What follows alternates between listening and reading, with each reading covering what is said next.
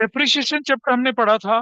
Depreciation chapter में आप लोगों ने देखा था कि प्रोविजन फॉर डेप्रिसिएशन का अकाउंटिंग ट्रीटमेंट आपको बताया था। डेप्रिसिएशन चैप्टर में how we have to deal with machinery, machinery disposal या मशीनरी सोल्ड, और प्रोविजन फॉर डेप्रिसिएशन उसकी भी अकाउंटिंग करके दिखाई थी। तो ये सब तो आपने पढ़ा था क्या, प्रैक्टिकल वाला पोर्शन। अब हम बोल रहे हैं किसका, थ्योरेटिकल पोर्शन।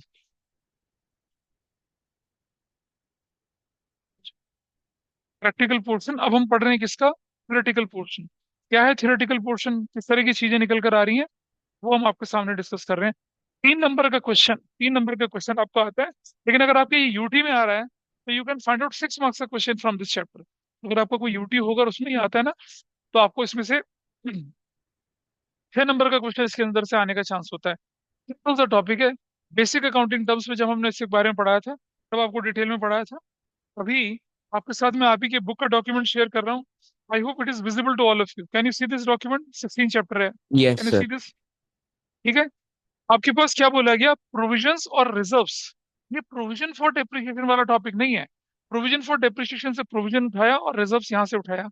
क्या होता है रिजर्व, क्या होता है प्रोविजन, उसके बारे में हम लोग डिस्कशन लेके चल रहे हैं अभी, और फिर बहुत डिटेल में इसका डिस्कशन करेंगे। अपने माइक को ऑफ कर लें प्लीज, और अपने आप को प्रेजेंट कर लें क्लास ग्रुप पे। जरा ध्यान से देखिएगा। जब हमने बेसिक अकाउंटिंग टर्म्स आपको पढ़ाई थी तब भी बताया था इस चैप्टर के बारे में, तब भी बताया था दोनों टर्म्स के बारे में, प्रोविजन और रिजर्व। अगर मैं बोलूं theoretical definition, part of profit set aside for future contingencies, nature is known but amount is not known, provision हो गया। Part of profit set aside for future contingencies, nature as well as amount is unknown, उसे reserve. आइए example की मदद से समझते हैं। ठीक है। तो आर्यन का कितने साल के हो बेटा आप अभी, आर्यन? हाँ, 14 साल का, 16 का। Okay nice. ये उम्र है गाना गाने की, मैं 16 बरस की, तू 17 बरस का, मिल जाए नैना। बड़ा मशहूर गाना है। कुमार गौरव की फिल्म थी एक, उसमें बड़ा पॉपुलर हुआ था एक हीरो। कुमार गौरव कौन है, संजय दत्त की ब्रदर इन लॉ। ठीक है, उसकी एक फिल्म आई थी, और उसमें बहुत मशहूर, बहुत बढ़िया गाना था, किशोर कुमार ने गाया था इसे, इसी उम्र के बच्चों के लिए। वो एक टीनेजर लव स्टोरी भी फिल्म थी वो दोनों भाग जाते हैं। और अमजद खान उसमें, अमजद खान है ना शोले का गब्बर, वो उसमें पुलिस इंस्पेक्टर बनता है। उसको कैसे बेवकूफ बना बना के बचते रहते हूँ। बहुत शानदार कहानी थी। लव स्टोरी नाम था फिल्म का, कुमार गौरव, विजेता पंडित। जब हम छोटे थे तब देखी थी हमने फिल्में, बड़ा मजा आया था, कॉमेडी भी थी, बढ़िया थी, सब कुछ था। चलिए यहाँ देखते हैं। तो आर्यन जब जन्म लिया, पापा को पता चल गया था कि बच्चा ना हमारा बड़ा काम करेगा। ठीक है। इसने क्या किया, जन्म लेते ही नर्स की उंगली पकड़ ली। ठीक है। और उंगली छोड़ी नहीं। जब उंगली छोड़ी, धड़ा के देखा नर्स की सोने की अंगूठी हाथ में लेके पकड़ा था इसे। समझ रहे हो? ठीक है। ऐसा था। बेटा छोड़ दे, पैराट्रूपिंग थोड़ी करनी है, बैग नीचे रख लो। अब क्या होता है कि आर्यन के जन्म से ही उसके पापा ने क्या किया कि हर महीने अपनी सैलरी से कितना कितना निकाल कर, मान लो 2 लाख रुपए निकाल कर रखना शुरू कर दिया हर महीने। 2 लाख तो ज्यादा हो गया ना, तो खाएंगे कमाएंगे क्या, 50,000 रख लेते हैं। ठीक है। पापा ने क्या कर दिया, 50,000 निकाल के रखना। एक साल में कितना रखेंगे पापा निकाल कर, 6 लाख। ठीक है। और भारत सरकार का, मतलब यू नो जो बुरी से बुरी चीज है भारत सरकार के लिए बोल सकते हो विद रेफरेंस टू आर्यन, वो बोलो आप। क्योंकि भारत सरकार ने क्या कर दिया, मैरिज की एज ना 18 से बढ़ाकर 21 कर दी, and he is very upset. इसने कहा यार 18 में घर बस जाते हैं, 21 साल इंतजार करना पड़ेगा, तो 21 साल तक पापा ने पैसे जमा करा, कितना होगा जमा, 0 0 0 0 0। ठीक है। 6 1 6, कितना हो जाएगा बताइए जरा, 1 करोड़ 26 लाख रुपया। 1 करोड़ 26 लाख रुपए पापा ने क्या कर दिया, इसके लिए इंतजाम करके रख लिया। और ये सोच के कि जब 21 साल का होगा, ये तो पूरा नहीं, अच्छा मान लो अगर पापा 1 लाख रखते तो कितना हो जाता बताइए, 12 लाख। 12 लाख इसका कितना हो जाता बताइए जरा। हाँ, 2 करोड़ 52 लाख। 2 करोड़ 52 लाख हो जाता पैसा। पापा ने वो पैसे निकाल के अलग रखा कि जब इसका घर बसेगा, ठीक है, लड़की बारात लेके आएगी, इसके लिए इसके लिए पाजेब बनेगी, मंगलसूत्र बनेंगे, कलीरे बनेंगे, इसके कान छिदेंगे, नाक में नथनी बनेगी, मांग टीका बनेगा, कमरबंद बनेगा, पैरों में बिछुए बनेंगे, आलता लगेगा इसके पैरों पे, है ना, हाथों में मेहंदी लगेगी। और यहाँ लिखा लग जाएगा इसका नाम, यहाँ लिखा जाएगा लड़की का नाम, है ना। ठीक है, टैटू में लिखवाएगा यहाँ ये नाम। ठीक है ना। और क्या नाम, लड़की का क्या नाम रखें बताओ, जिससे इनका घर बसेगा। बता दे, पीछे दोस्त बोल रहा है उसका। नाम बताना जल्दी से यार, मैं आगे बढ़ाऊँ। हाँ बता बता। बता। अनुश्री, हाँ। क्या लिखेगा? अनुश्री का पति, ऐसे लिखेगा ये, हाथ में। समझ रहे हो? टैटू बनाएगा, टैटू। परमानेंट टैटू जो लेजर से भी ना मिटे, ऐसे करके। तो इस तरह से पापा ने, और ये सारे के सारे खर्चे पापा विजुअलाइज करके चल रहे हैं, इसके लिए होंगे, है ना। इनके लिए सूट बनाया जाएगा बहुत बढ़िया सा, सब कुछ बनेगा। और इनके जो परिवार वाले हैं, इनके ससुर को, इनकी सास को, इनके सालों को, उनके लिए गिफ्ट दिया जाएगा, सोने की अंगूठियां, मोटी चेन, भैंसे वाली, पता नहीं क्या क्या दिया जाएगा। 2 करोड़ 52 लाख तो तब भी सस्ते कम पड़ेंगे। अरे, फिर उसके बाद जब इनका विवाह हो जाएगा, तो पिताजी इन्हें मधु चंद्रिका पे भेजेंगे, उस पर भी खर्चा लगेगा। मधु मतलब हनी, चंद्रिका मतलब मून। नहीं समझे? मतलब ऐसे होता है ना। आर्यन, ठीक है। पापा ने सारे इंतजाम करके रखे हुए हैं, ठीक है। इन्हें होनालुलु भेजा जाता है वहां पर, ठीक। और जब ये पहली बार मिलते हैं लड़की से, उनका घूंघट उठा के देखते हैं, हाय किटी, किटी तो बड़ा सुंदर है, ऐसा करके। तो दैट इज देयर। इतना खर्चा वहां चलेगा, जितना खर्चा जो लगेगा, पापा ने उसके लिए पहले से क्या कर दिया, प्रोविजन कर दिया। क्या कर दिया पापा ने पहले से? प्रोविजन कर दिया। एक वियर्ड एग्जाम्पल की मदद से, जिसमें हमने आर्यन का खूब मजाक उड़ाया, ये बताने की कोशिश करी कि पापा के सैलरी को हम बिजनेस का प्रॉफिट मान लेते हैं। So a part of profit set aside for future contingencies, जिसका नेचर तो मालूम है कि घर बसेगा उसका, पीले होंगे उसके, लेकिन कितना पैसा लगेगा उसकी क्लैरिटी नहीं है, ठीक है। इसी तरह के जो प्रोविजंस होते हैं, वो प्रोविजन फॉर डेप्रिसिएशन लगता है। फिर डेप्रिसिएशन लगेगा, लेकिन कितना लगेगा हमें नहीं पता, है ना। प्रोविजन फॉर टैक्स है, टैक्स होगा लेकिन कितना होगा हमें नहीं पता। इसका नहीं, it it depends upon you and your product. जैसे मान लिया जाए कि आपने, आपकी आपकी जो मैन्युफैक्चरिंग है, वो मान लो मैं बोलूं कि कॉपर वायर की मैन्युफैक्चरिंग आपकी मशीन्स करती हैं, ठीक है। उन पर डेप्रिसिएशन अलग तरह से लगेगा। या मान लिया आपकी डेयरी प्रोडक्ट बनाने वाली कंपनीज हैं, उस पर जो इक्विपमेंट होते हैं उनका डेप्रिसिएशन ऐसे लगेगा। ये तो आपको देखना है कि आपके प्रोडक्ट का नेचर क्या है, उसके हिसाब से आप क्या करते हैं। जैसे जैसे मान लो, एक दूध को सेपरेट करने वाली मशीन और उसके कंटेनर वगैरह, उनकी तो लाइफ बहुत ज्यादा होती है। लेकिन जेसीबी मशीन का जो खोदने वाला होता है, उसकी लाइफ क्या होती है?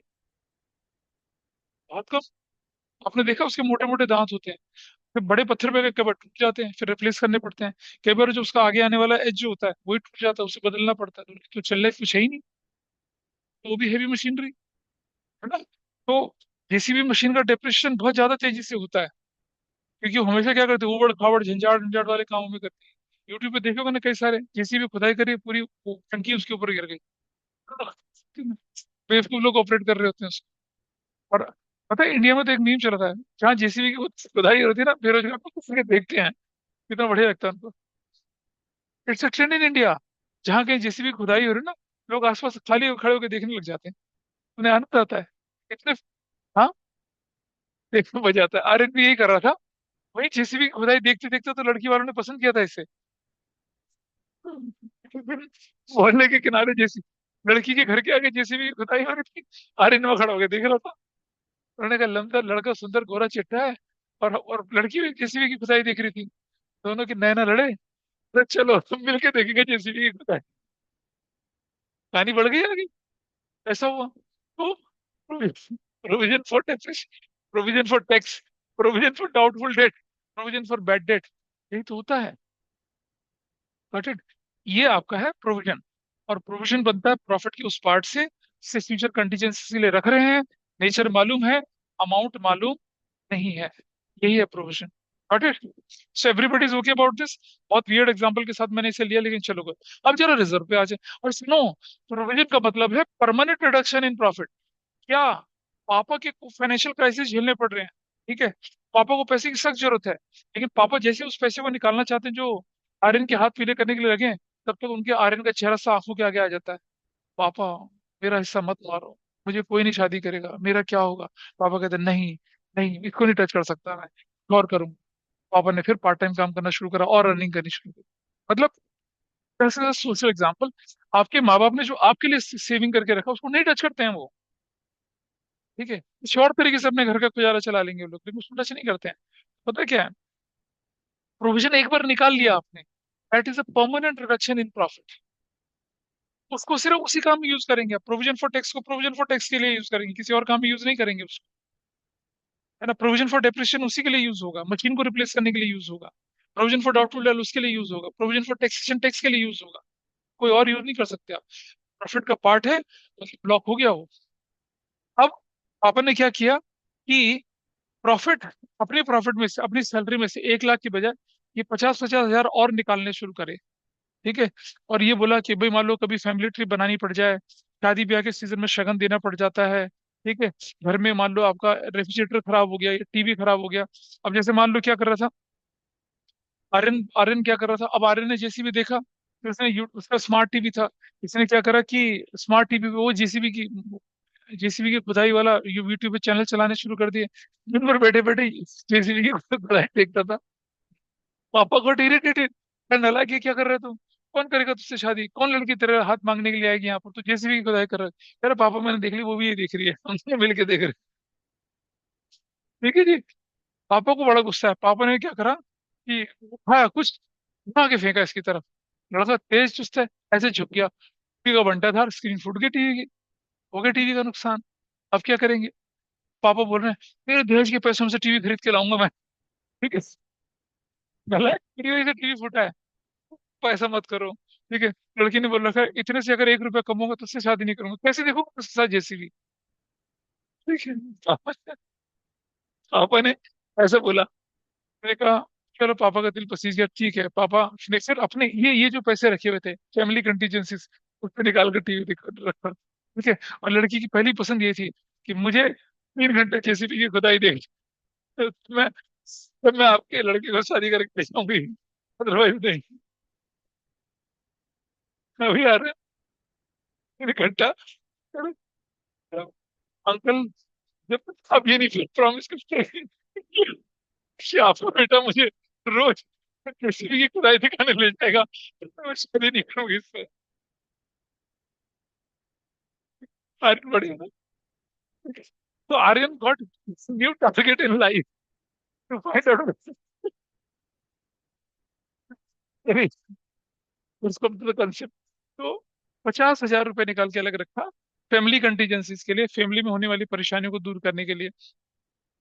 अच्छा, अब अगर वो यूज नहीं हुए तो आप उसे दोबारा से प्रॉफिट का पार्ट बना सकते हैं। ठीक है। Otherwise until unless it is a specific reserve. General reserve को तो क्या कर सकते हैं, किसी भी काम। अच्छा, पापा ने क्या करा, इसके हाथ पीले करने के लिए पैसे रखे थे, पता चला शॉर्टेज पड़ गई। लड़की बोलती नहीं मैं तो पोर्शे से कम में से लेके नहीं जाऊंगी, पोर्शे मंगवा हमारे लिए। कहाँ से लाए पापा पोर्शे।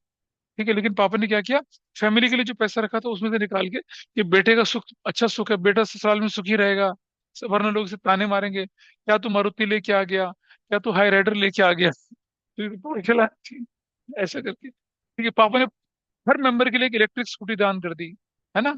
जैसे ध्रुव जिंदल लेके आता है वो 2 लाख रुपए वाली स्कूटी लेके, ऐसे ऐसे दान कर दी, ऐसा करके। एनीवे, ठीक है। तो it is a funny explanation, but crux of the explanation is that provision is a permanent reduction in profit. It is a charge on profit. Reserve is an appropriation of profit. Profit उठा के रख लिया अलग, जब जरूरत पड़ी वापस भी ले सकते हैं, ऐसा करके है। और प्रोविजन फ्यूचर कंटीजेंसीज के लिए जिसका नेचर मालूम है लेकिन अमाउंट नहीं मालूम। रिजर्व भी फ्यूचर कंटीजेंसीज के लिए जिसका ना नेचर मालूम ना अमाउंट मालूम। ठीक है। In the context of this, let us go with, let us understand, let us study provisions and reserve। हमारी theoretically क्या कहती है उसको हम देख के चलते हैं। आई होप ये सभी को विजिबल हो रहा होगा। Yes sir. हाँ। ये क्या कह रहे हैं, एक्सपेंस और लॉसेस और liabilities accounted on the basis of estimate. भाई डिप्रिसिएशन क्या होता है, एस्टिमेट ही होता है। ये सुनो, पिछले चैप्टर पढ़ा था ना, डिप्रिसिएशन। डिप्रिसिएशन क्या है, एस्टिमेट है।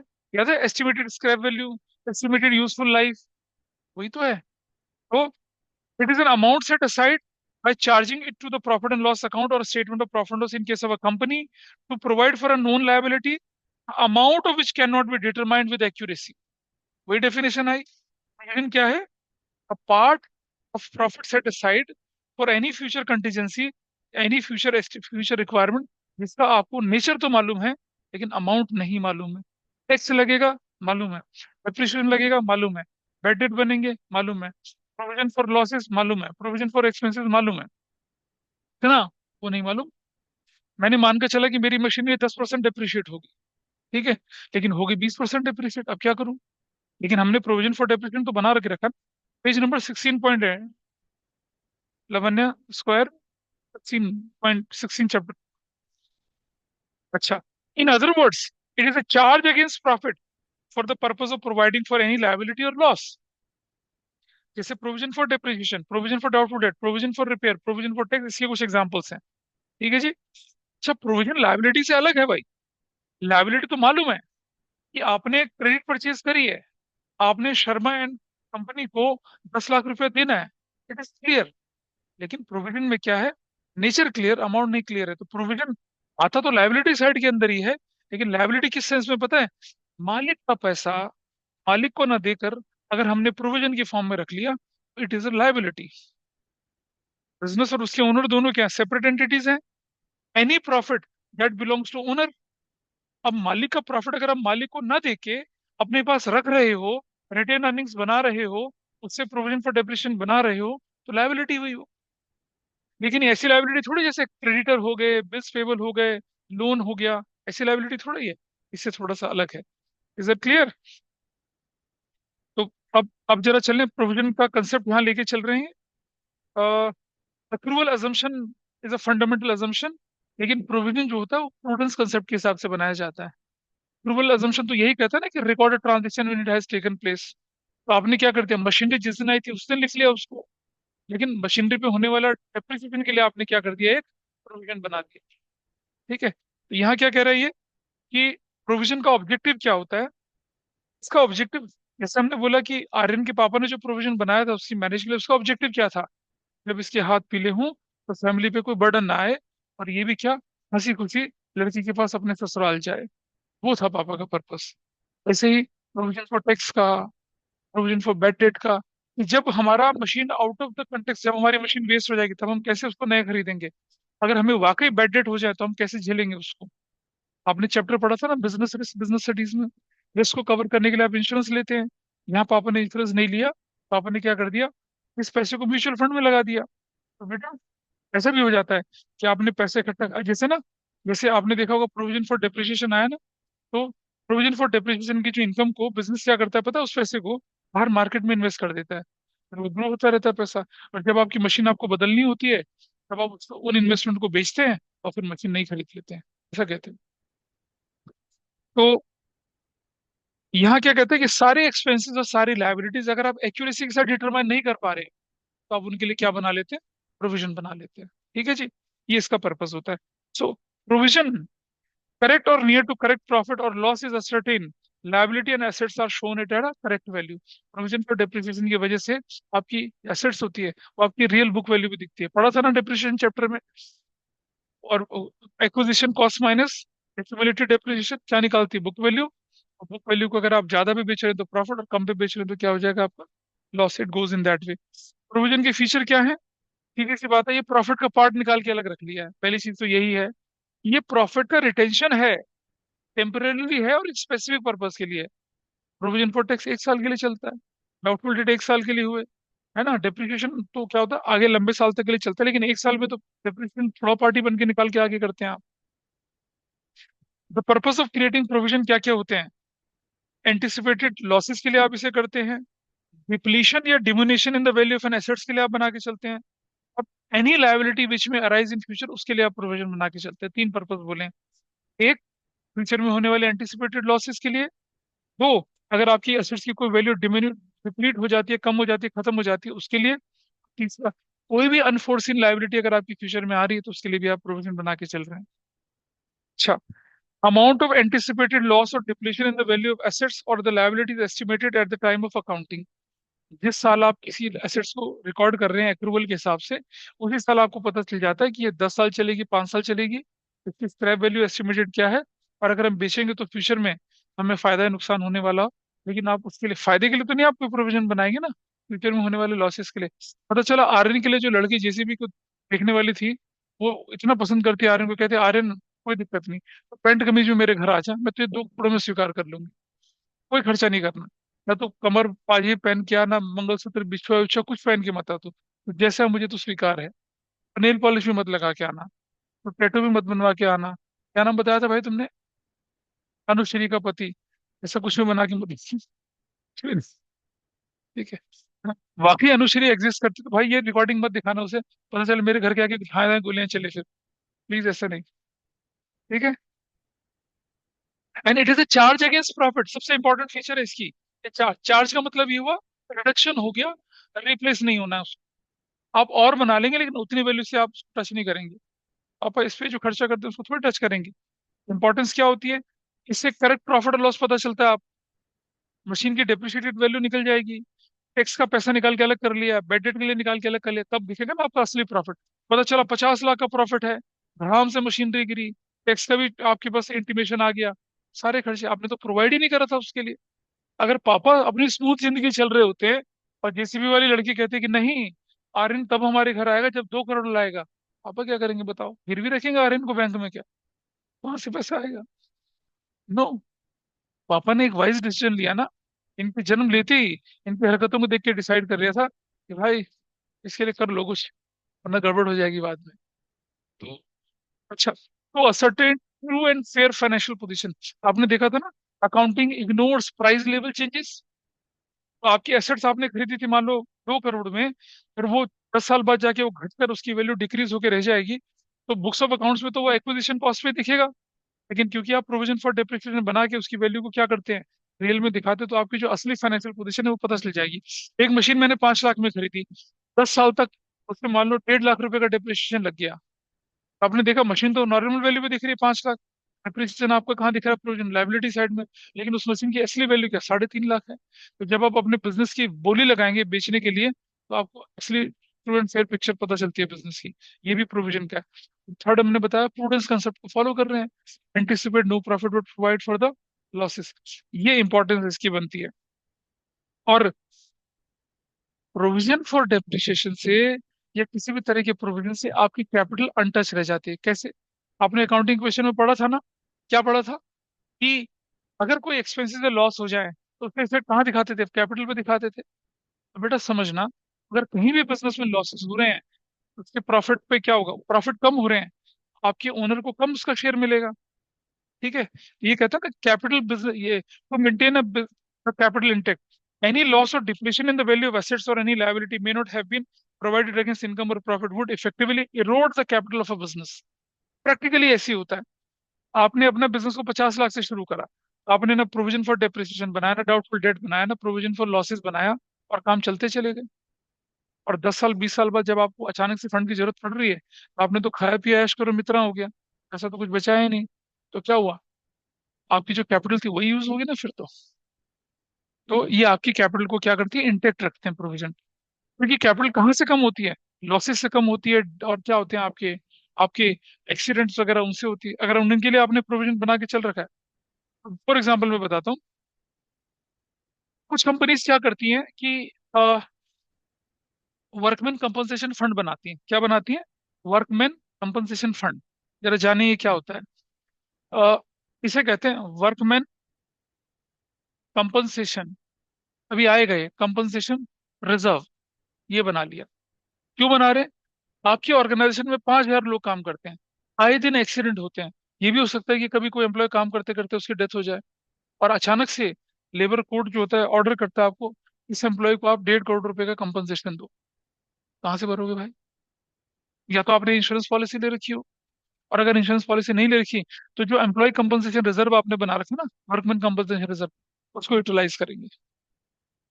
ये तो मैंने रिजर्व बोला, ये स्पेसिफिक रिजर्व है। लेकिन अगर नहीं इसी तरह का कोई प्रोविजन फॉर एक्सीडेंट कर रखा हो, तो क्या करेंगे आप? उसमें से आप अपना कंपनसेशन दे सकते हैं। ये आपके लिए हेल्पफुल होता है इस तरह से। अभी ये स्पेसिफिक रिजर्व मैंने एग्जांपल दे दिया, 12th में ना इसको पढ़ते हैं इसलिए मैंने इसका रेफरेंस लिया, वरना प्रोविजन फॉर वर्कमैन कंपनसेशन बोलना चाहिए आपको इसे। मैंने, लेकिन जब आप 12th में अकाउंटिंग पढ़ेंगे तो वर्कमैन कंपनसेशन रिजर्व की तरह दिखेगा ये आप। इसीलिए मैंने वर्कमैन कंपनसेशन प्रोविजन ना बोल के क्या बोला, वर्कमैन कंपनसेशन फंड बोला, रिजर्व बोला। ऐसा चलता है। तो कैपिटल बचती है आपकी, इससे वो इरोड होने से बचती है, अननेसेसरी लॉसेस से, अगर आपने प्रोविजन बना के रखा हुआ है अब आया अगला पार्ट, रिजर्व्स। रिजर्व के बारे में क्या बोला था मैंने आपसे? Part of future contingencies. ना नेचर मालूम, ना अमाउंट मालूम, क्या बोलते हैं इसे? रिजर्व बोलते हैं। Reserve is the amount set aside for the profit for a specific purpose or to strengthen the financial position. Reserve बनाने से हमारी फाइनेंशियल पोजीशन कैसे स्ट्रेंथन होती है, जरा समझिए। आपके परिवार में आपके पेरेंट्स अपनी सैलरी से कुछ पैसा निकाल के फैमिली रिजर्व के नाम से रख लेते हैं। ठीक है, मैं खुद ऐसा करता हूँ। जैसे ट्वेल्थ क्लास के बच्चे हैं हमारे, जब वो ट्वेल्थ क्लास के बच्चे यहाँ से जाते हैं तो मैं उनको वैलिडेटरी फंक्शन, एक छोटा सा प्रोग्राम, एक अच्छा सा हवन यहाँ करते हैं उनकी एग्जाम के लिए, उनके फ्यूचर के लिए। और उसके बाद उस हवन पूजा पाठ में सब बच्चों को बुला के फिर उनको एक छोटा सा गिफ्ट दे के मैं वापस भेजता हूँ। उस गिफ्ट को खरीदने के लिए अच्छा खासा अमाउंट लगता है मेरा। उस अमाउंट के लिए मैं क्या करता हूँ, हर महीने अपनी इनकम से निकाल निकाल के अलग कर देता हूँ। वो उस दिन जो फंक्शन करना होता है मुझे, उसके लिए मैं अलग निकाल के कर लेता हूँ। ऐसा तो मैं तो प्रोविजन बना रहा हूँ ना उस फंक्शन के लिए। उसके अलावा भी मैं कुछ निकाल के अलग रख लेता हूँ कि भाई अगर मान लो फंक्शन के अलावा या कुछ और खर्च करना पड़ा तो ऐसा कर सकते हैं। तो रिजर्व जो होते हैं वो फाइनेंशियल, अब मान लो at a point of time, to be very frank, आपने देखा हो आपकी फीस में 3 इंस्टॉलमेंट में ले लेता हूँ। कब तक अगर नवंबर तक फीस ले ली, उससे नवंबर दिसंबर जनवरी फरवरी 4 महीने तो पड़ते हैं, आपसे फीस नहीं लेते ना। अब वो 4 महीने का क्या होगा? अगर मैं सारे के सारे पैसे को पहले ही खत्म कर दूंगा तो बाकी के 4 महीने कैसे चलाऊंगा काम? क्योंकि अगला बैच मेरे पास कब आएगा? नवंबर दिसंबर जनवरी फरवरी मार्च अप्रैल, 6 महीने बाद आएगा। तो 6 महीने तक क्या करेंगे? तो I kept some money with me कि भी अगर फ्यूचर में मुझे कुछ और कोई प्रोग्राम कुछ और करना पड़ जाए तो I just have some money with me. Purpose specified नहीं है लेकिन रख लिया, वो मैंने रिजर्व बना लिया। लेकिन अगर मैंने उस वैलिडिटरी फंक्शन के लिए पहले से बना, वो तो मैंने प्रोविजन बना लिया। तो रिजर्व में आपका नेचर स्पेसिफाइड नहीं, ना ही अमाउंट स्पेसिफाइड है। लेकिन कई बार रिजर्व रिजर्व ना स्पेसिफिक नेचर के भी होते हैं, तो हम पढ़ेंगे उसको। तो वो कैसे अलग होते हैं वो भी बता के चलूंगा आपको। आप देख रहे हैं नीचे, देखिए यहाँ पर। हाँ बेटा बोलो। हाँ बिल्कुल। हाँ इसीलिए। लेकिन अगर मैंने क्या कर दिया, मैंने कुछ और पैसा निकाल के अलग रखा, जैसे मैं फैमिली फंड बोल रहा होता हूँ या किसी और पे, तो फैमिली में अगर कोई ऊंचा नीचे जाना हो या मान लो मुझे अपने होम टाउन ट्रेवल करना पड़ जाए अचानक से किसी शादी वगैरह में, या कहीं और जाना पड़ जाए, आउट ऑफ स्टेट को जाना पड़ जाता है, तो खर्चे तो लगते हैं। तो उसको मैं वहां से यूज कर लेता हूँ, वो मेरे लिए रिजर्व है। स्पेसिफिक है तो प्रोविजन, और अगर स्पेसिफिक नहीं है तो क्या, रिजर्व। लेकिन अभी ये थोड़ी देर में आप क्या पढ़ेंगे, रिजर्व में भी स्पेसिफिक रिजर्व पढ़ेंगे। लेकिन एक खास बात होती है, प्रोविजन फॉर डेप्रिसिएशन का पैसा आप दोबारा वापस नहीं ले सकते हो। लेकिन स्पेसिफिक रिजर्व को, वर्कमैन कंपनसेशन रिजर्व है, आपने बनाया पूरे साल के लिए और उस साल को एक्सीडेंट ही नहीं हुआ, तो आप इसे क्या कर लोगे, यूज कर लोगे किसी और काम के लिए। You can use that. लेकिन प्रोविजन फॉर डेप्रिसिएशन बनाया और मशीन का एक्सीडेंट ही नहीं हुआ, ना मशीन बिकी, तो वो एक्यूमुलेट होगा। यहाँ पे ना एक्यूमुलेटेड डेप्रिसिएशन कहते थे, उसको यूज थोड़ी कर लेंगे। ये फर्क होता है प्रोविजन और रिजर्व में। स्पेसिफिक रिजर्व भी अगर यूज नहीं हुआ तो उसे आप जनरल रिजर्व बना सकते हैं, उसे इस्तेमाल कर सकते हैं, उसे वापस ले सकते हैं। लेकिन प्रोविजन को आप वापस नहीं ले सकते। इसीलिए provision is a permanent reduction in profit. Reserve is only क्या, अप्रोप्रिएशन, उठा के यहां से उठा के यहाँ रख दिया, यूज नहीं हुआ तो वापस रख लिया। लेकिन प्रोविजन क्या है, उठा के अलग रख दिया, यूज हो ना हो पड़ा रहेगा वहीं पर ही, उसे कहीं और इस्तेमाल नहीं करेंगे। Got it? चलिए, एग्जाम्पल्स हैं, general reserve, asset replacement reserve, workman compensation reserve. देखा भी वर्कमैन कंपनसेशन बोला था आपके सामने। The amount of reserve when invested outside the business, तब उसे रिजर्व फंड बोला जाता है। अब एक बात ध्यान से समझना, अगर मैं बोलूं आपको वर्कमैन कंपनसेशन रिजर्व, या मैं बोलूं आपको क्या, वर्कमैन कंपनसेशन कंपनसेशन फंड, क्या फर्क है दोनों में यहाँ? आपको मालूम है कि रिजर्व 5 साल 10 साल के लिए आप बना रहे हैं, पड़ा पड़ा बेकार रहेगा। आपने रिजर्व के पैसे को उठा और कहाँ डाल दिया, म्यूचुअल फंड में डाल दिया, बैंक में किसी फिक्स डिपॉजिट में करा दिया। तो क्या हो रहा है, इंक्रीज हो रहा है ना, इन्वेस्ट तो किया। तो जब रिजर्व के किसी रिजर्व के पैसे को आप बाहर मार्केट में इन्वेस्ट कर देते हो तो क्या बोलते हो, उससे आप रिजर्व फंड बोलते हो। तो रिजर्व और रिजर्व फंड में यही डिफरेंस है। पैसा बाहर आपके पास पड़ा रहा तो रिजर्व कहलाएगा, और आपने उठा के उसे बाहर में इन्वेस्ट कर दिया कि 4 साल 5 साल बाद जब जरूरत पड़ेगी तब हम उसे यूटिलाइज कर लेंगे, तो उसको क्या कहते हैं, फंड बोलते हैं। Is that okay? उसे फंड बोला जाता है। चलो आगे चलते हैं थोड़ा सा। ये रिजर्व क्यों जरूरी है भाई? एक्सपेंशन ऑफ बिजनेस के लिए, फाइनेंशियल पोजीशन को बढ़ाने के लिए, लायबिलिटी को, रिडम्पशन ऑफ लायबिलिटी का मतलब लायबिलिटी की रिपेमेंट करने के लिए। ठीक है। अनफोर्सीन कंटीजेंसीज, फ्यूचर में होने वाले अचानक से होने वाले लॉसेस के लिए। अब जैसे मान लो आर्यन जो था वो, उसकी धर्म पत्नी अनुश्री उसको लेके कहाँ चली गई, शिमला की खूबसूरत वादियों में घूमने चले गए, और अचानक से सेल्फी लेते समय आर्यन का पैर फिसला, पैर में मोच आ गई, लंगड़ा के चल रहे हैं, लड़की कंधे पे सहारा लेके चल रही है उसको। अचानक से डॉक्टर ने बोला कि भाई लिगामेंट अच्छे से टीयर हो गया है, इसको ठीक से रिपेयर रिपेयर करना पड़ेगा, उसके लिए करीब करीब 40-50 हजार रुपये खर्च हो जाएंगे। पापा ने क्या कर रखा था, आर्यन को बोला था बेटा थोड़ी ऊंच नीच हो जाए, तेरे लिए मैं 2 लाख रुपए और रख के दे रहा हूँ। पापा ने क्या किया, उसको इस्तेमाल कर दिया। अचानक से पैर मुड़ गया, नाजुक पैर उनका मुड़ गया, उसके इलाज के लिए खर्चा कहाँ से आएगा? तो वो अपने जो रिजर्व बनाए थे अनफोर्सीन के लिए, उसको इस्तेमाल कर लिया। ठीक है, नाइस। आगे चलते हैं। और देखिए, legal requirement, debenture redemption reserve companies act के हिसाब से, इनकम टैक्स एक्ट के हिसाब से बनाने पड़ते हैं। कई सारे रिजर्व्स आपको इनकम टैक्स के हिसाब से भी बनाने पड़ते हैं। ये जो डिबेंचर रिडम्पशन रिजर्व है, 12th क्लास में हम पढ़ेंगे इसके बारे में डिटेल में। अच्छा, टाइप्स ऑफ रिजर्व आपके पास आइए देखिए जरा, इस पर क्वेश्चन जरूर से बनता है। रिजर्व्स दो तरह के बनते हैं बेटा, समझिएगा। एक को रेवेन्यू रिजर्व बोल रहे हैं, एक को क्या बोल रहे हैं हम लोग, कैपिटल रिजर्व। अब जरा समझिए रेवेन्यू रिजर्व और कैपिटल रिजर्व क्या होते हैं। रिजर्व की दो कैटेगरी आपके पास निकल कर आई हैं। रिजर्व्स दो तरह के, एक को बोला हमने रेवेन्यू रिजर्व्स, एक को बोला हमने कैपिटल रिजर्व। रेवेन्यू रिजर्व्स जो हैं, रेवेन्यू रिजर्व्स और कैपिटल रिजर्व्स। अब रेवेन्यू रिजर्व जो है ना, आपने क्या किया, अपने रूटीन प्रॉफिट से, नॉर्मल प्रॉफिट से पैसा निकाला और निकाल के अलग रख लिया। मतलब रेवेन्यू इनकम जो थी आपकी, रेवेन्यू फ्रॉम ऑपरेशन, उससे निकाल के रख लिया। मतलब आपका गारमेंट का बिजनेस है, गारमेंट बेच के जो आपने प्रॉफिट कमाया, उससे जो पैसा निकाल के आपने रिजर्व बनाया, तो उसे रेवेन्यू रिजर्व बोलेंगे। लेकिन जब आप गारमेंट का बिजनेस कर रहे हो और आपने अपना एक प्लॉट बेचकर प्रॉफिट कमाया, वो क्या कहलाएगा, कैपिटल प्रॉफिट। प्लॉट बेचा तो क्या कहलाएगा, कैपिटल। प्लॉट बेचने से जो प्रॉफिट, उसे कैपिटल प्रॉफिट बोलेंगे ना। कैपिटल प्रॉफिट जो है, उससे जो रिजर्व बनाया उसे क्या बोलते हैं आप, कैपिटल रिजर्व। ये नॉर्मल नेचर का होता है, ये अबनॉर्मल। भाई देखो, रेवेन्यू रिजर्व किससे बनता है, नॉर्मल प्रॉफिट से। किससे बनता है, नॉर्मल प्रॉफिट से। और ये किससे बनता है, ये जो गेन होते हैं, गेन, या एबनॉर्मल, एबनॉर्मल, या या मैं बोलूं एबनॉर्मल, या मैं बोलूं non operating, non operating income जो होती है, non operating income, non operating profits जो होते हैं, उनसे बनाया जाता है। Profit on sale of building, ये क्या है, नॉन ऑपरेटिंग इनकम है, ये गेन है आपके बिजनेस के लिए, उससे बनाया आपने, उसे क्या बोलते हैं आप, कैपिटल रिजर्व बोलते हैं। जो नॉर्मल कोर्स ऑफ प्रॉफिट से बनता है उसको बोलते हैं आप क्या, रेवेन्यू रिजर्व। जो रेवेन्यू प्रॉफिट से बनेगा उसे रेवेन्यू रिजर्व, जो कैपिटल प्रॉफिट से बनेगा उसे क्या बोलते हैं, कैपिटल रिजर्व। लेकिन एक खास बात है, रेवेन्यू रिजर्व जो होता है उसे कहीं भी इस्तेमाल कर सकते हैं आप, लेकिन जो कैपिटल प्रॉफिट है उसे आप कहीं भी इस्तेमाल नहीं कर सकते। कैपिटल प्रॉफिट को आप कहाँ यूज करेंगे, किसके लिए, सिर्फ कैपिटल लॉसेस के लिए। आपने मशीनरी बेची, उसमें उसको लॉस हो गया, उस लॉस को आप कैपिटल रिजर्व से पूरा कर सकते हैं। ठीक है। अब नॉर्मल प्रॉफिट से बनने वाले प्रॉफिट को क्या बोला, रिजर्व, कैपिटल रिजर्व बोला। उसका कहाँ इस्तेमाल होगा, एबनॉर्मल लॉसेस में इस्तेमाल होगा। और नॉर्मल वाले का कहाँ इस्तेमाल होगा, नॉर्मल एक्टिविटीज में। लेकिन ये फ्री रिजर्व्स होते हैं, इन यहाँ भी इस्तेमाल कर सकते हैं। पता चला कैपिटल रिजर्व खत्म हो गया, तो आप जनरल रिजर्व को यूज कर लीजिए। लेकिन अगर ये खत्म हो गए तो यहाँ से इसको इस्तेमाल यहाँ नहीं कर सकते हैं। ये डिफरेंस दोनों के अंदर आता है। तो रेवेन्यू रिजर्व बनेगा रेवेन्यू प्रॉफिट से, और कैपिटल रिजर्व बनेगा किससे, कैपिटल प्रॉफिट से। आइए देखें जरा आगे।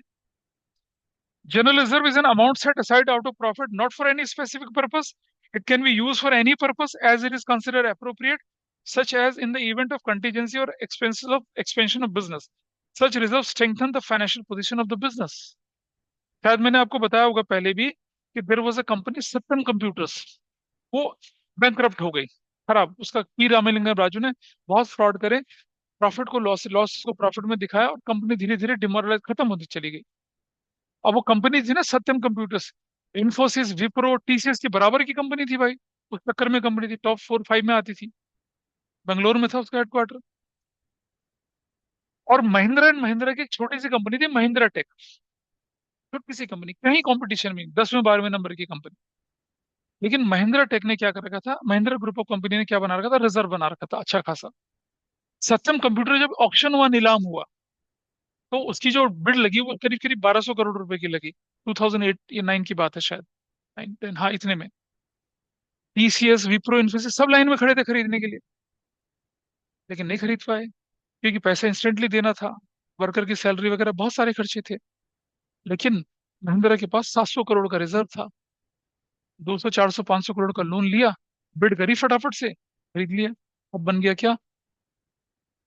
हाँ, महिंद्रा सत्यम। और आपका टॉप 5 में आ गया, टॉप 6 में आ गया अचानक से। तो रिजर्व का ये फायदा होता है, आपके पास अच्छा खासा रिजर्व था, आप अपना एक्सपेंशन कर सकते हैं, अपनी ग्रोथ कर सकते हैं, 10 फैक्ट्री और डाल लो आप, आपके पास रिजर्व अगर है तो। इस काम के लिए इस्तेमाल होता है। थोड़ा और आगे चलें जरा।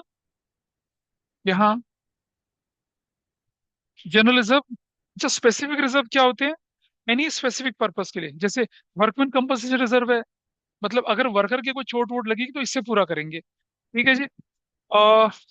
डिवेंचर रिडम्पशन रिजर्व है, 12th में पढ़ेंगे, डिवेंचर इज लोन, लोन को वापस करना, उसके लिए रिजर्व बनाते हैं।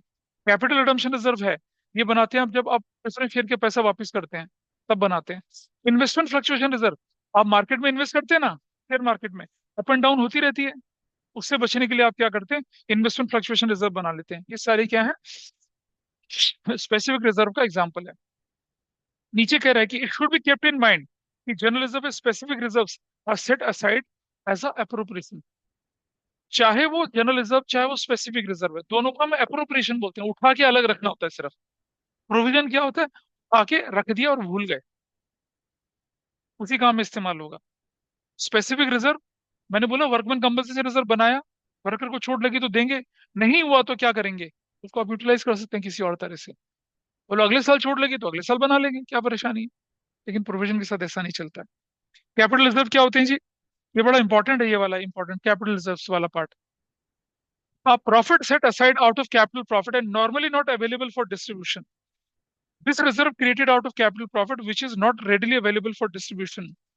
और कैपिटल रिजर्व के एग्जांपल क्या है, प्रॉफिट प्रायर टू इनकॉर्पोरेशन, किसी कंपनी को रजिस्टर कराने से पहले आपका बिजनेस चल रहा था, प्रॉफिट भी कमा रहे थे। याद है ना, फॉर्मेशन ऑफ कंपनी पढ़ी होगी आपने बिजनेस स्टडीज में, तो आपने देखा कि कोई प्रॉफिटेबल बिजनेस चल रहा था आपको, आप उसे कंपनी में कन्वर्ट करवा रहे हो। अब कंपनी में कन्वर्ट कराने में 6 8 महीने का टाइम लगता है, तब तक बिजनेस बंद थोड़ी करोगे कि भाई जब कंपनी बन जाएंगे तब बिजनेस चालू करेंगे, तब तक तो मार्केट से बाहर हो जाओगे। तो कंपनी का जन्म हुआ नहीं अभी, लेकिन बिजनेस चल रहा है और प्रॉफिट भी अर्न कर रहे हैं। इस प्रॉफिट को क्या बोलते हैं आप, कैपिटल प्रॉफिट बोलते हैं, प्रॉफिट प्रायर टू इनकॉर्पोरेशन। किसी एसेट्स को बेचेंगे, फिक्स एसेट्स को, तो प्रॉफिट कमाया आपने। आपने शेयर और डिवेंचर को हायर, अभी देखा था ना हुंडई का आईपीओ आया था मार्केट में, 10 रुपए का शेयर 1890 में बिका, 1890 रुपए में, 1880 रुपए का प्रीमियम। क्या कहेंगे इसे, कैपिटल गेन। ठीक है जी। आप अपने लोन को वापस कर रहे हैं, 10 लाख का लोन था, सामने वाला कहता 10 नहीं यार तो 9 ही दे दे, बहुत है मेरे लिए, तो 1 लाख का प्रॉफिट हो गया। इसे कहते हैं क्या, कैपिटल प्रॉफिट।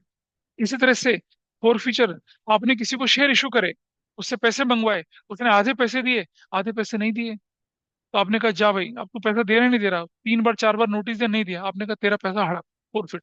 जैसे मान लो आप घर घर खरीद रहे हैं, और घर खरीदते समय आपने क्या कर दिया, किसी को बयाना दे दिया, होता है ना, टोकन मनी दे दी, और उसने 3 महीने का टाइम दिया, अगर 3 महीने में आपने क्या करा, उसको नहीं पूरा करा, तो टोकन मनी क्या हो जाती है, फोरफिट हो जाती है। आपके लिए क्या हुआ, कैपिटल गेन हुआ। ऐसी शेयर का पैसा अगर आपका किसी ने क्या फोरफिट कर दिया, उसके लिए कैपिटल गेन कहलाएगा। कैपिटल रिडम्पशन रिजर्व 12th का टॉपिक है, जब हम 12th का सिलेबस का थर्ड बुक पढ़ेंगे तब दिखेगा। जब आप अपने प्रेफरेंस शेयर्स को क्या करते हैं, रिडीम करते हैं, तब आपको ये रिजर्व बनाना पड़ता है। क्या चीज बेटा, नहीं टोकन मनी तब वापस ले सकते, जब नहीं टोकन मनी क्या वापस लेनी है, वो नहीं लेते, वो वापस नहीं आती, वो खत्म होती है। सामने वाला बोले कि अगर नहीं भाई आपका पैसा है और हम नहीं बेचना चाह रहे, आपको डबल दे देते, 3 गुना या 4 गुना, अगर आप मान जाओ तो है, अदरवाइज तो नहीं होगा, can be taken back. Profit on revaluation of assets and liabilities, आपने अपने बिजनेस की एसेट्स को रिवैल्यू किया, आप मार्केट में आपने रिवैल्यूअर बुलाए, आपने बोला मेरी बिल्डिंग की वैल्यू लगा दे भाई, क्या है, बिल्डिंग की वैल्यू 5 करोड़ से बढ़कर 16 करोड़ हो गई, आपको प्रॉफिट हो गया, उस प्रॉफिट पे आपने टैक्स भर दिया, बन गया। तो ये है, जब हम पार्टनरशिप पढ़ते हैं ना 12th क्लास में, तब आता है ये revaluation of assets and liabilities. ठीक है। और भाई ये जो डिफरेंस है ना रिवेन्यू रिजर्व और कैपिटल रिजर्व, इसमें मोस्ट इंपॉर्टेंट लगाएं, जरा देखते हैं इसको फटाफट से। रिवेन्यू रिजर्व का सोर्स क्या होता है? Revenue profit. कैपिटल रिजर्व का सोर्स क्या होता है? Capital profit. Usage, revenue reserve को डिविडेंड के रूप में बिना किसी नोटिस के आप क्या कर सकते हैं? बांट सकते हैं। आपकी बुक कहाँ है? कहाँ है? खरीदी नहीं ना अब तक? अच्छा। ऐसे ही ये कैपिटल रिजर्व, कैपिटल रिजर्व को डिविडेंड, डिविडेंड मतलब शेयर होल्डर को जो पैसा देना है प्रॉफिट का पार्ट, यूज करेंगे जब स्पेसिफिक पर्पस होगा, अदरवाइज नहीं यूज करेंगे। यूसेज है यहाँ पर। ये reserve, revenue reserve financial position को स्ट्रेंथन करने के लिए बनाए जाते हैं, और कैपिटल रिजर्व फ्यूचर में होने वाले कैपिटल लॉसेस को राइट अप करने के लिए बनाए जाते हैं। रिजर्व का नेचर क्या है? ये अप्रोप्रिएशन है। रिजर्व फंड के बारे में अभी बताया मैंने आपको। क्या रिजर्व फंड इज व्हाट? बोलिए, what is reserve fund? Reserve का प्रॉफिट, रिजर्व का पैसा अगर आप क्या कर दें, बाहर मार्केट में लगा लें, तो क्या कहलाता है? ये रिजर्व फंड कहलाता है। ठीक है। If reserve invested in outside, if reserve is invested in outside securities and earmarked for a particular purpose denoted by reserves, ये रिजर्व रिजर्व फंड कहलाते हैं। ठीक है। और इन रिजर्व्स को आप मार्केट में तभी इन्वेस्ट कर सकते हैं जब जब आपको एक पर्टिकुलर डेट पे इसका पैसा मिल जाए, और ये पैसे को देख रहे, the funds can not be profitably invested in the business itself. देखिए समझना बात को, कि एक बिजनेस रिजर्व के पैसे को बाहर इन्वेस्ट कब कब करेगा? कब? जब आपको तुरंत से पैसे की जरूरत हो, और थोड़ा बढ़े हुए पैसे की जरूरत हो। अभी आप पैसे को रखेंगे तो आइडल पड़ा रहेगा, कोई फायदा नहीं उसका, तो बिजनेसमैन क्या करता है? उसे बाहर इन्वेस्ट कर देता है। ठीक है। और जब आप बिजनेस में उस पैसे को प्रॉफिटेबली यूज नहीं कर सकते हो, तब आप उसे बाहर इन्वेस्ट कर देते हो। हाँ जी। ईयर मार्क, आपने क्या कर दिया? अपने बैंक में पैसा रखा हुआ है, आपके बैंक में मान लो 2 करोड़ रुपए पड़ा हुआ है। ठीक है। और 2 करोड़ रुपए में से आपने देखा कि भाई आपका जो है 1.5 करोड़ रुपए तो क्या रिजर्व का है, तो आपने बैंक को इंस्ट्रक्शन दे रखी कि 1.5 करोड़ तब तक नहीं हिलेगा जब तक हम स्पेसिफाई आपको लिख के नहीं देंगे कि हाँ इसे रिलीज करिए। ईयर मार्क उस तरह से होता है। Year mark balances with banks कहते हैं उसको, वो ट्वेल्थ में पढ़ेंगे आप डिटेल में यहाँ पर। यही था ना लास्ट पेज, इसके अलावा भी कुछ था इसमें? के बाद तुमने भेजा नहीं बेटा मुझे बाकी के पेजेस? कहाँ भेजे? नहीं भेजा ना? नहीं नहीं, सीक्रेट रिजर्व नहीं बेटा, एक डिफरेंस था इतना बड़ा वाला, वो नहीं भेजा मुझे ये वाला। ये क्यों नहीं भेजा? ये कहाँ भेजा है? तुमने यहीं तक भेजा फोटो खींच के? मैंने कहा था यहाँ तक। इसको फोटो भेजना जरा। ये वाला पार्ट यहीं पर खत्म हुआ। आगे देखते हैं जरा, नहीं छोड़ दो, कोई और भेज देगा। तो इतना पोर्शन अभी हमने किया, एक छोटा सा पार्ट अभी रह गया, that is also very important from examination point of view से करते हैं। Is it visible on your screen? Somebody please tell me, क्या दिख रहा है आपको? बोलिए, is it visible? Somebody Yes, please sir. Tell me. Yes, sir. अब रिजर्व की एक कैटेगरी और है, सीक्रेट रिजर्व। जरा समझें। Secret reserve is reserve the existence, the amount of which is not disclosed in the balance sheet. इसे hidden reserve भी कहते हैं। ये कैसे बनता है जरा, इसके लिए मैं बड़ा इंटरेस्टिंग चीज बताता हूँ। एक बार ना, अ, मेरे भाई का एक, बहुत पहले नोकिया के बहुत शानदार फोन आते थे, उसका फोन मेरे बीच वाले भाई की शादी में किसी ने जेब से निकाल लिया। तो शादी वादी होने के बाद हम लोग पुलिस स्टेशन गए, वहां पर रिपोर्ट दर्ज कराई। पुलिस वाले को बोला, अच्छा वो that was very costly phone on that point of time. वो ऐसे घूम जाता था, फ्लिप हो जाता था, वो अलग तरह का फोन था, बहुत ही शानदार था, काफी महंगा था। और शादी में उसने शेरवानी वगैरह पहनी, किसी ने जेब से निकाल लिया। पुलिस स्टेशन चले गए। पुलिस वालों ने बहुत इधर उधर घुमाया फिराया, कंप्लेंट वगैरह नहीं करी। Anyway, one sub inspector, he was nice kind of person, तो ठीक से बातें बातें करी, जो भी करी थी। फिर ऐसी जब बातें थोड़ी सी खुल के हुई, तो मैंने उससे पूछा कि अच्छा ये बताइए सर, आप करप्शन वगैरह के बारे में क्या कहते हैं? कह रहा, देखो सर, हमें मान लो किसी को पकड़ने के लिए जाना है, हमें व्हीकल चाहिए, टूल चाहिए, आने जाने का खर्चा भी होता है। क्या सरकार थोड़ी देती है हमें खर्चा? अच्छा, सरकार देती है जब हम क्लेम करते हैं। क्लेम करने के बाद क्या होगा, उससे पहले एसएचओ अप्रूव करेगा, एसएचओ के बाद एसीबी अप्रूव करेगा, एसी के बाद जब वो डीसीबी का ठप्पा लग जाएगा, तब हमें पैसा मिलेगा। इसमें गुज जाते हैं 4 महीने। और जो अप्रूव कर रहा है उसको भी पैसा खिलाना पड़ता है। तो अपने खर्चे के लिए हमें, और हमें पता चला कि भाई चोर जो है वो मान लो कहाँ पर है, बुलंदशहर में है इस समय, लोकेशन ट्रेस हो गई है। तो हमें बुलंदशहर भागना पड़ेगा ना, क्योंकि हम ट्रेन बुक कर रहे हैं, बुलंदशहर जाएंगे। बाई एयर तुम बुलंदशहर जा नहीं सकते, एयरपोर्ट नहीं है वहां पर। तो कैसे करेंगे? गाड़ी हायर करेंगे और भागेंगे उसको लेते। ये हम पहले पहले हम पर अप्रूवल भेजेंगे एसएचओ के पास, फिर एसीपी के पास, फिर डीसीपी के पास, तब तो चोर पता नहीं कहाँ पहुंच जाएगा। ही वॉज जस्टिफाइंग कि हम पैसा क्यों लेते हैं। तो कह रहा है फिर हम क्या करते हैं, या हम हमने हमने पुलिस स्टेशन में क्या कर रखा था, एक फंड टाइप का बना रखा होता है एसएचओ ने, कि जा भाई जा, ये ले पैसा, ले जा निकल जा। और फिर हम पकड़ के लाते हैं, फिर ऐसा करते हैं। अरे इसलिए हमें पैसे की जरूरत पड़ती है। अच्छा, कह रहे हैं कि अगर कोई जैसे मान लो, कह रहा है आपकी रिपोर्ट है, इसकी हमें कम से कम 5 या 6 फोटो कॉपी करनी पड़ेंगी, 5 5 सेट बनाने पड़ेंगे। एक कोर्ट में जाएगा, एक रिकॉर्ड में जाएगा, एक एसएचओ के पास, एक एसीपी के पास, एक डीसीपी के पास। अरे कहाँ से आएगा पैसा? तो he was justifying that thing कि कहाँ से आएगा। पुलिस वाले क्या करते हैं, अपना एक सीक्रेट रिजर्व बना के रखते हैं। आर्म फोर्सेस में भी क्या करते हैं, माई फ्रेंड वॉज इन राष्ट्रीय राइफल्स, अगर वो हट गया होगा मेरे ख्याल से, कर्नल रैंक पे है भी वो। तो मैंने एक दिन न्यूज पढ़ी न्यूज़पेपर में कि डोडा में, कश्मीर में टेररिस्ट पकड़े गए, उनके साथ 5 AK-47 राइफल मिली, 1000 गोलियां मिली, इतने ग्रेनेड मिले, इतना ये मिला, इतना ये मिला। अच्छा, तो मैंने अपने दोस्त से पूछा, मैंने कहा यार एक बात बता कि जो तुम टेररिस्ट ऑपरेशन में जाते हो और तुम्हारे पास जो मिलता है, सामान वगैरह मिलता है, तो तुम पूरा का पूरा दिखाते हो? कहता नहीं यार, पूरा तो नहीं दिखाते हम। व्हाट वी डू कि मान लो 47 राइफल्स हमें 12 मिली है, तो हमने 8 दिखा दी, 4 नहीं दिखाई।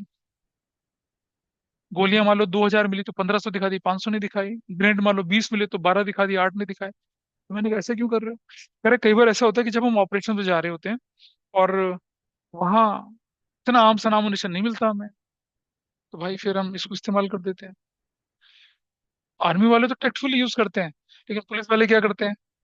एक ही बुलंदशहर में केस हुआ, पुलिस वाले ने क्या करा कि एक कोर्ट में गया और एक देसी कट्टा टाइप का होता है ना, उसे एज एन एविडेंस दिखा दिया। बंदे को जेल हो गई। फिर उसको, फिर वो जो सामान होता है ना, वो तो एज एविडेंस होता है, पुलिस के मालखाने में जमा हो जाता है। फिर एक दूसरी घटना हुई 2 हफ्ते 3 हफ्ते बाद, वही कट्टा दोबारा से दूसरे के पास दिखा दिया। जज पहचान के करे भाई ये क्या है, ये तो वही है। सारी चौकी सस्पेंड, सब सस्पेंड, दिमाग से काम नहीं कर रहे थे। तो कई बार फेक एनकाउंटर होते हैं, तो कहाँ से लाएंगे दिखाने के लिए? लेकिन इस तरह की चीजें करते हैं वो लोग। तो यहाँ बिजनेस क्या करता है, सीक्रेट रिजर्व बनाना बिजनेस की मजबूरी होती है। हर बार आपको फंड नहीं मिलेगा। भाई एक कंपनी है, कंपनी का जितना भी पैसा, उसकी तो ट्रांसपेरेंसी है।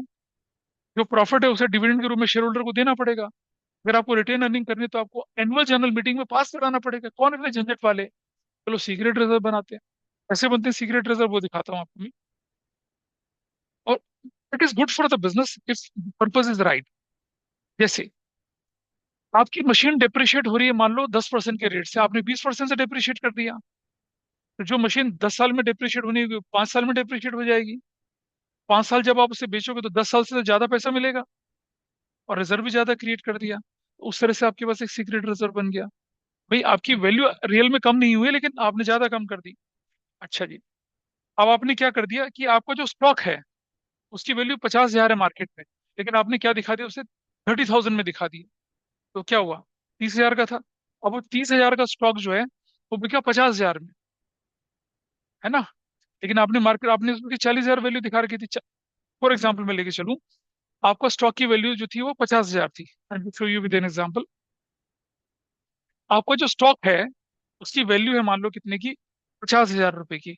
और आपको मालूम है क्लोजिंग स्टॉक को कैलकुलेट करते समय आप क्या करते हैं, कॉस्ट या मार्केट विच एवरेज लिस्ट पे कर देते हैं। तो आपने क्या किया, इसे 50,000 पे दिखा के कितने पे दिखा दिया, 40,000 पे दिखा दिया। ठीक है, गॉट इट, 40,000 पे दिखा दिया, अंडर वैल्यू कर दिया इसको।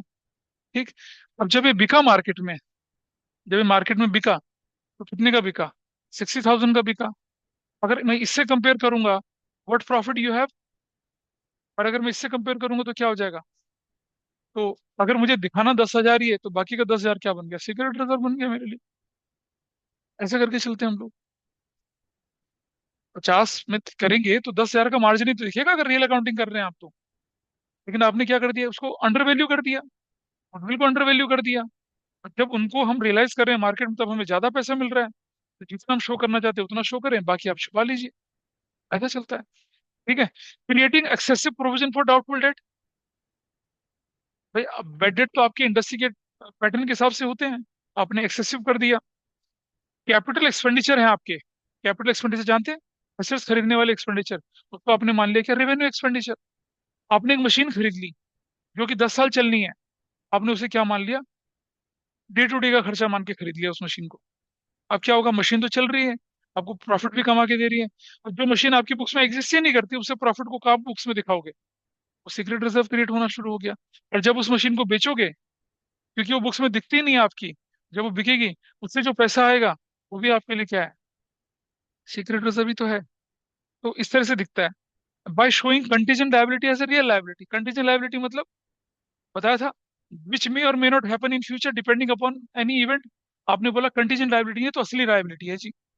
और फ्यूचर में वो केस आप जीत गए, आपको एक पैसा नहीं देना पड़ा, और वो सब, फिर उस लायबिलिटी को आपने पे करने वाले पैसे को आपने क्या कर दिया, अपने एंटी में ले लिया, तो क्या बन गया, सीक्रेट रिजर्व बन गया। ठीक है। एक्रूड इनकम, प्रीपेड एक्सपेंसेस को सप्रेस कर दिया, ये सारे के सारे सीक्रेट रिजर्व बनते हैं। एडवांटेजेस क्या है सीक्रेट रिजर्व के? आपकी वर्किंग कैपिटल आपके पास बचती है, आपके पास ज्यादा पैसा रहता है डे टू डे एक्टिविटी को खर्च करने के लिए।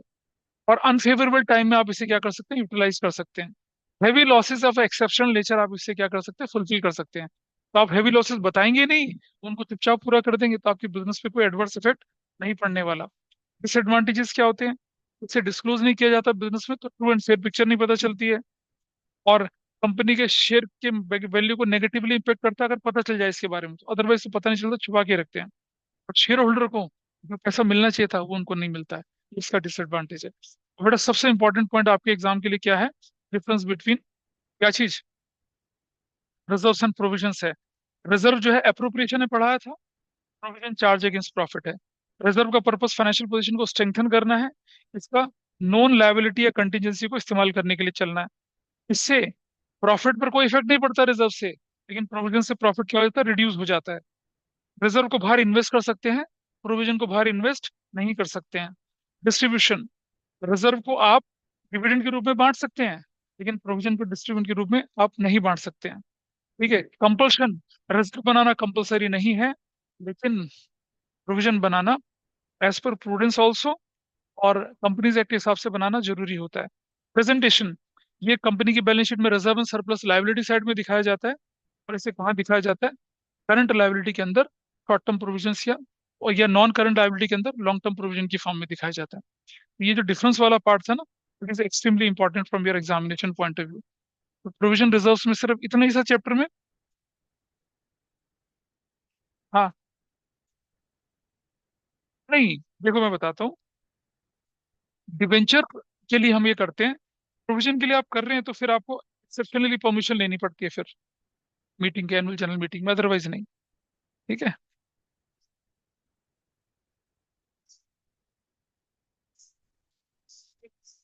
अरे सुनो, मैंने बोला तो आपसे कि कैपिटल एक्सपेंडिचर मतलब परचेज ऑफ मशीनरी है, उसको आपने बोल दिया रिपेयर ऑफ मशीनरी, मतलब उसको आपने मशीनरी खरीदी दिखाई नहीं।